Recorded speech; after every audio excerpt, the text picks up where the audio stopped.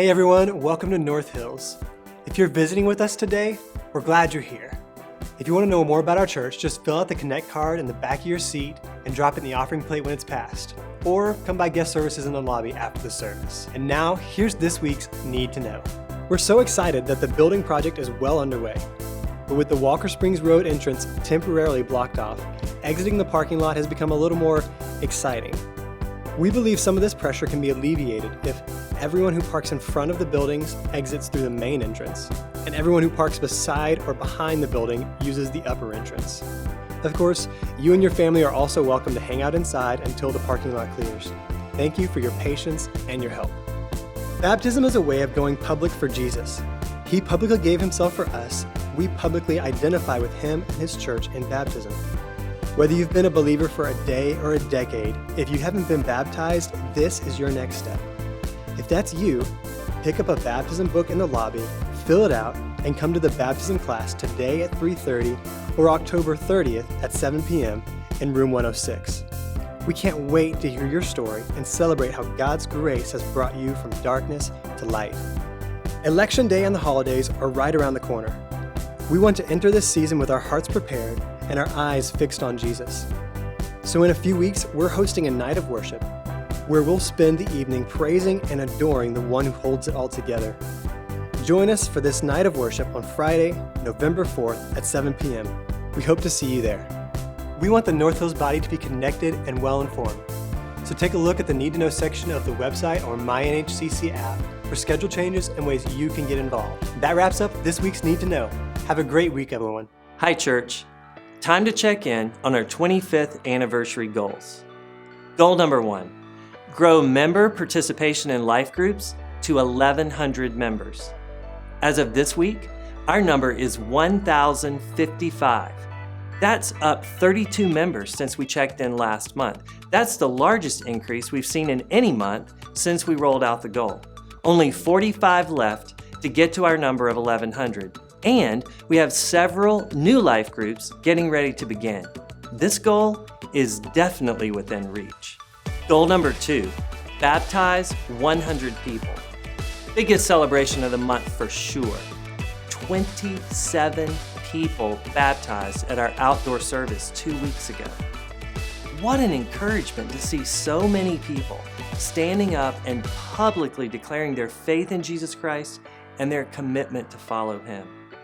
That brings our total for this year to 61 baptisms. And while that number is still a ways off from our goal of 100, now we've exceeded the number of baptisms in 2016 than we had in 2015, which is definitely a reason to celebrate. And we have one more baptism service before our 25th anniversary service scheduled for Sunday, November the 13th. Keep your eyes open for the upcoming baptism classes if this important step is something that the Lord is calling you to. Goal number 3, begin 3 evangelistic Bible studies for immigrants. Guess what? Check. Goal complete. That's right. I announced last month that the first Bible study had started right here in our own neighborhood with Hispanic families. Since then, 2 more Bible studies have begun. The second one just down the road in Magnolia Park Apartments.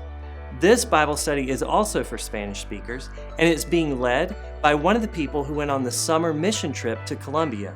He's putting to good use the things that he learned and experienced right down the road. And the third is 2 life groups that came together and started a Bible study for students from Taiwan, Brazil, and Saudi Arabia, introducing them to the message of Christianity. Praise the Lord for how he's taken this vision and made it a reality. And I've already heard of 2 other Bible studies that may begin before the end of the year. Goal number 4, extend pastoral training to Cuba and India.